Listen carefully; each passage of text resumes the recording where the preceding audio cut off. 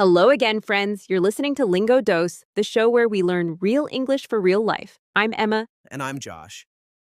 And today we're getting to work. Literally, we're diving into the world of work and careers.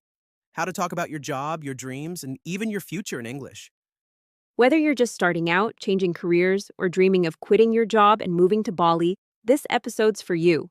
Yep, and let's be honest, we spend most of our lives working, right? So we might as well talk about it in good English. So, Josh, if you could do any job in the world, what would you do? Ooh, tough one. I mean, if I didn't need money, I'd probably open a little coffee shop by the beach. No pressure, just good coffee and good music. Love that. If I had the chance, I'd be a travel photographer, just flying from country to country taking pictures, if only. If only. That's a clue.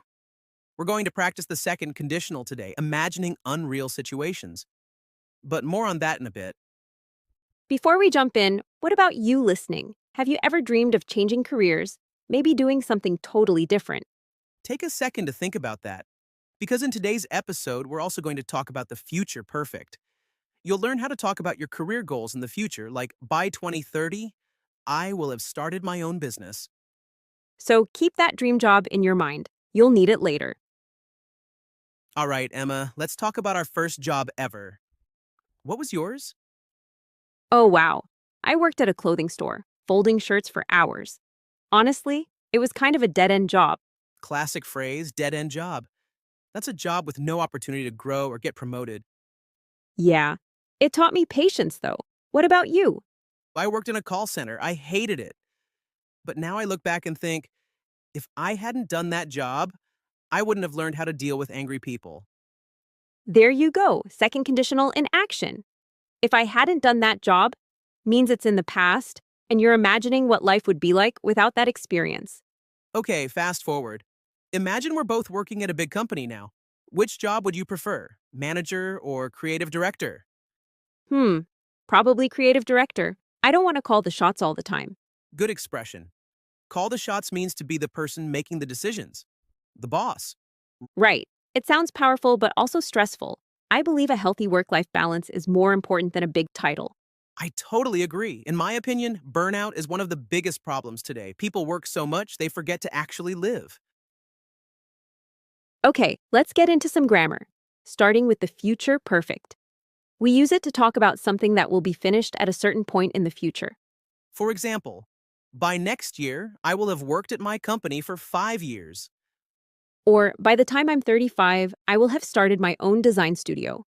You're looking forward but thinking about something being complete. All right, listeners, your turn. Think about your career. Where do you want to be in 5 years? Can you make a sentence like that? Take a second, maybe say it out loud. By 2029, I will have. What comes next? Maybe, I will have gotten promoted. Or, I will have switched careers.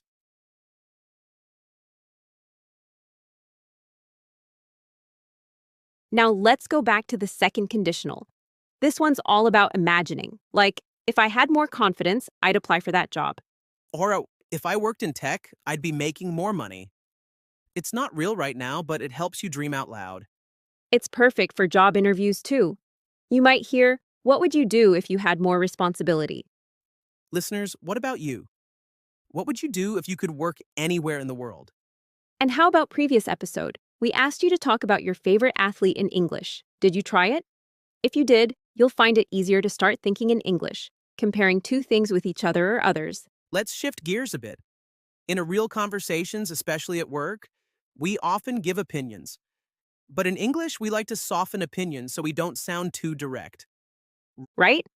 That's where phrases like, in my opinion, and I believe come in. You could say, in my opinion, remote work is better for productivity. I believe employees should be paid fairly for overtime. And if you want to ask someone else for their opinion, try, what do you think about? Or do you agree? Let's try one. Josh, what do you think about job hopping? You know, changing jobs every 1 to 2 years? Ooh, in my opinion, it's not a bad thing. People learn faster that way. But I believe loyalty still matters in some industries. Agreed. Especially if you're trying to climb the corporate ladder, which means move up step by step in a company. So today we talked about jobs, careers, and our future selves. We learned Career vocabulary like dead end job, burnout, call the shots, job hopping, climb the corporate ladder. Grammar, second conditional and future perfect. How to express opinions naturally with I believe and in my opinion. And more importantly, we got you thinking about what you want in your career and how to talk about it in English. So let's end with this. By next year, what will you have achieved? Think of just one thing. And if you had the chance to do anything, what would you do? Drop your answers in the comments and tell us. Seriously, we love hearing about your goals. And if you like this episode, share it with a friend or coworker who's learning English too. Until next time, keep learning, keep dreaming, and Keep showing up for yourself. See you soon.